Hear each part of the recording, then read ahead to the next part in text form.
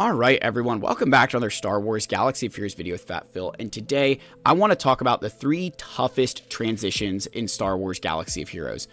There's like 3 points in time, points in your roster where I found it the hardest for myself to transition, and I think many of you also have that same problem where you struggle to transition, and it's not just the, oh, you're transitioning to this, but it's the how you're doing it that's also really, really hard, because there's tough decisions to be made, and doing, transitioning to something, change is never fun, but sometimes the way we go about it is also not the best. So we're going to talk about these areas of transition and how to go about doing them so you are successful. So please like and subscribe, comment down below.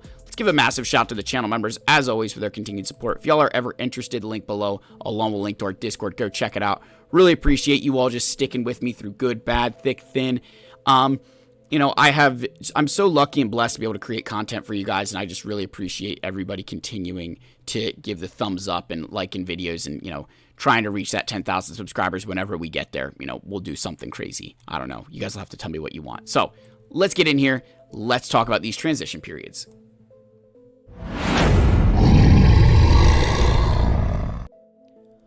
Alright folks, so the first one we want to talk about is the prioritization of your new farms, the characters that aren't accelerated, delaying it versus when to do it now.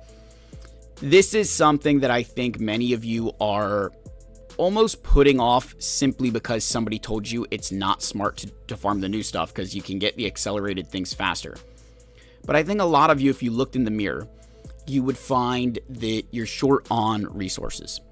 The one thing when you're prioritizing these new farms, when you're actually going for these non-accelerated characters, your account has time to catch up.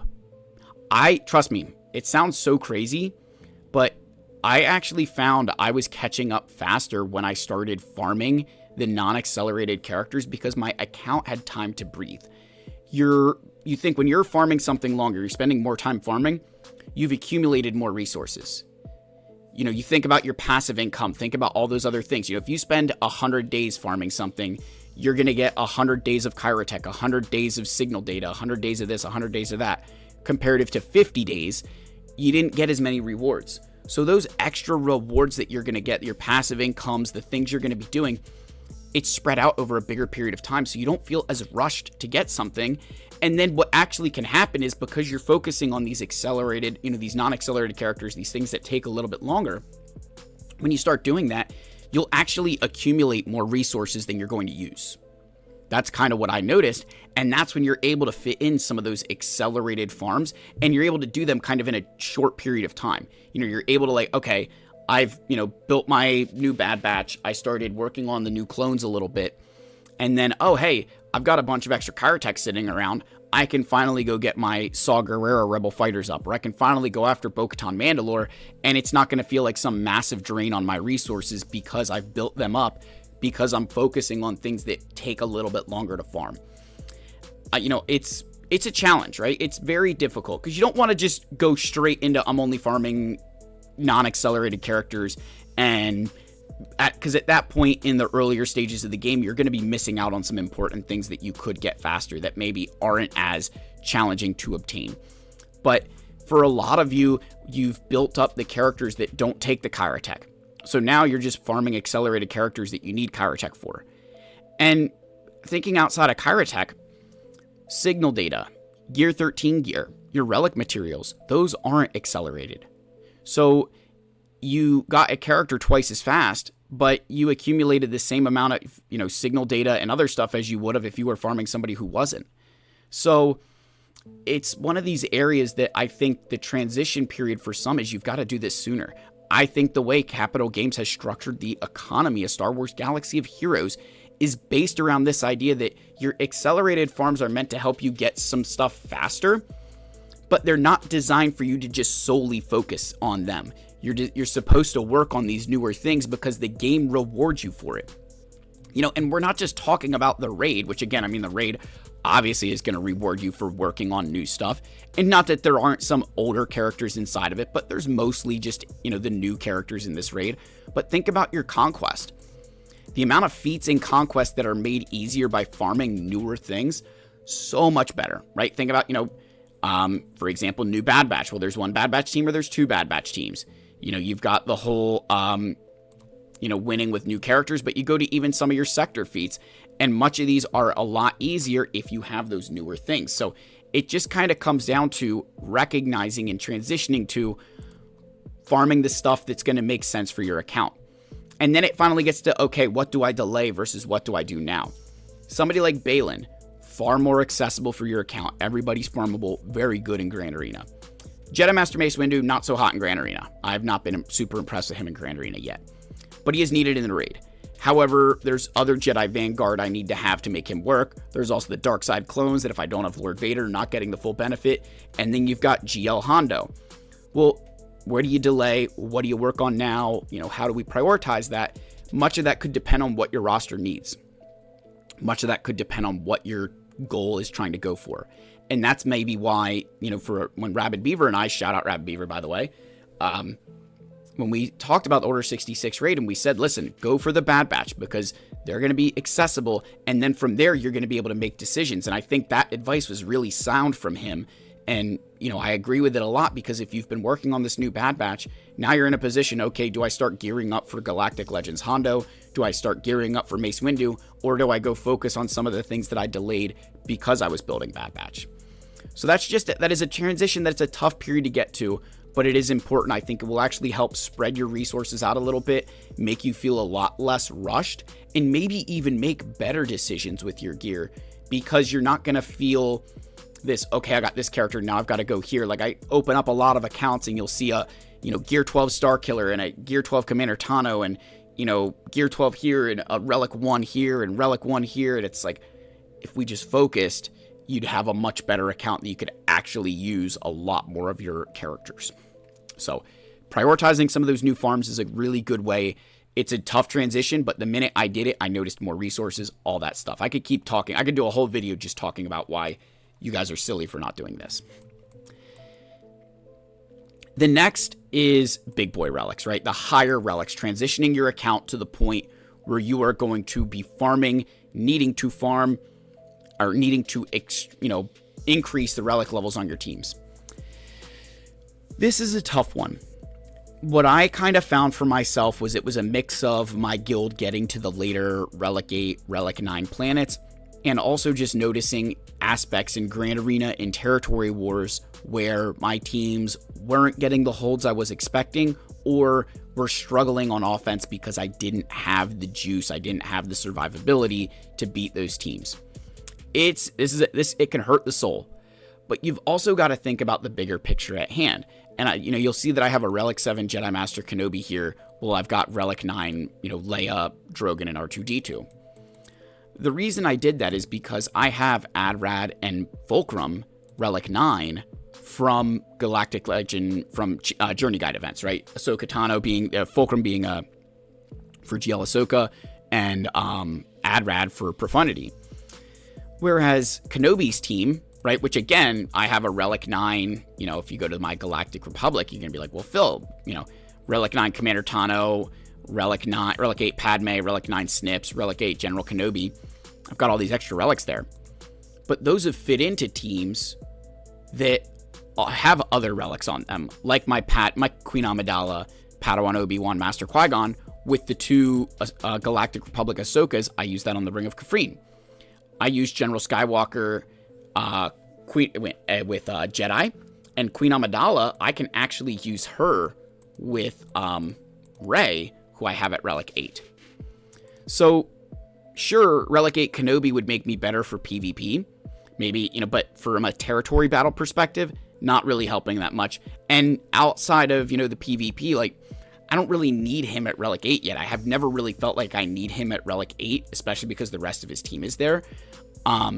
So, big picture, the Relic 8 on Kenobi doesn't help as much as the Relic 8 or Relic 9 on some of these other units that I've done, where I have been able to increase their value in multiple game modes to me. Like Kenobi just doesn't add enough value at Relic 8 for my account. But that's, of course, me thinking big picture as to where else I had relics invested.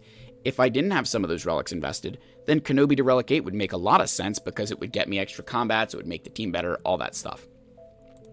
But also think about teams like Ahsoka Tano. When you start going after some of those galactic legends like GL Ahsoka, who are, that entire team, what makes them so potent is the fact that they just start hanging around, start rampant mastery, and then you're screwed.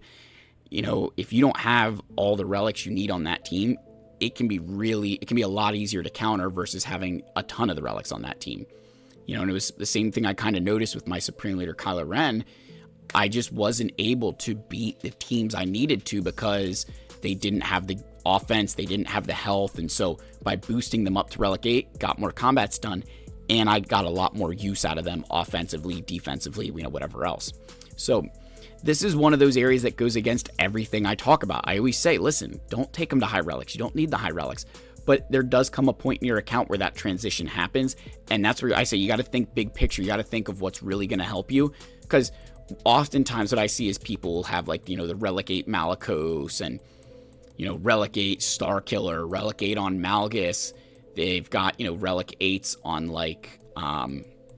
I'm trying to think who else is a popular one, or Relic 7 Jedi Knight Revans, and you're Relic 8 on Jedi Knight Luke, and you kind of sit there and you're like, well, are those really valuable to your account, or are you just doing the popular characters? You just checking the list of, hey, this character's cool, I'm gonna bring them up, instead of, hey, this is actually gonna serve some ulterior purpose to my account. So just something you need to think about when transitioning to the relics is you gotta, again, thinking that big picture, what's going to benefit you in every aspect of the game.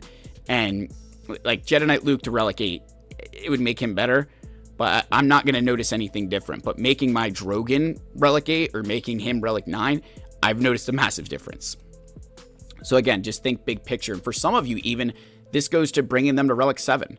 This First Order team did not start out all Relic 8. I kind of brought them to Relic 7, and I'm like, all right, I need to bring them to Relic 8. Or the Ahsoka team here, they all were Relic 7, and then I brought them to Relic 8.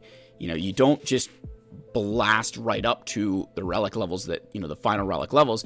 You slowly build them up as you realize that you need more and more of them. The last transition, and this one's probably the one that people will hate me the most for, but it's the truth. You've got to stop relying on proving grounds. A lot of accounts are still kind of in this, I can't do Conquest, Phil. It's Scam Quest. It's not fun. I don't like it.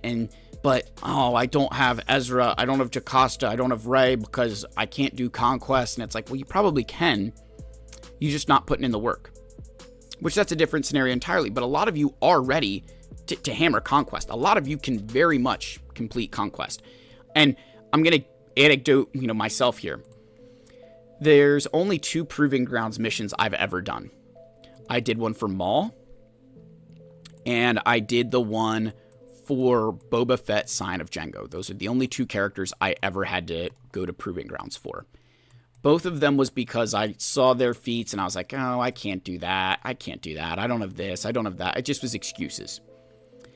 And I remember watching footage of how good Maul was, and I remember seeing Boba Fett Sign of Jango kind of sucking, and I was like, haha, I made it work, but then I realized I could really use him.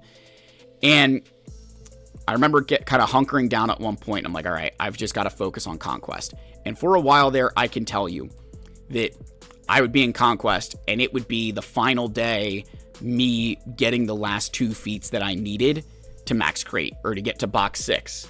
Right? That I was working until the final day, that I wasn't, going for datacrons. I was working on my feats.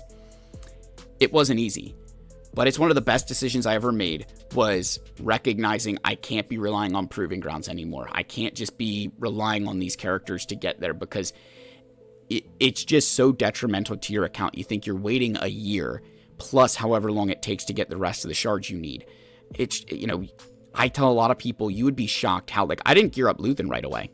Right? Luthen, if we go into my Luthen, I did not gear Luthen up right away. Luthen's a more recent, you think this year was Luthen, right? That I got Luthen. I didn't gear him up right away, right? I didn't gear him up because I wasn't ready, right? My account just wasn't ready for him, but I knew that I would be ready within a year for this guy, right? I knew that at some point he was going to be important and that I would want him. And now here I am, multiple Omicrons on him and, Relic 7 for the Rebel Fighter mission. So if I had waited till he went to Proving Grounds, because I don't need him right now, I'm not willing to do that.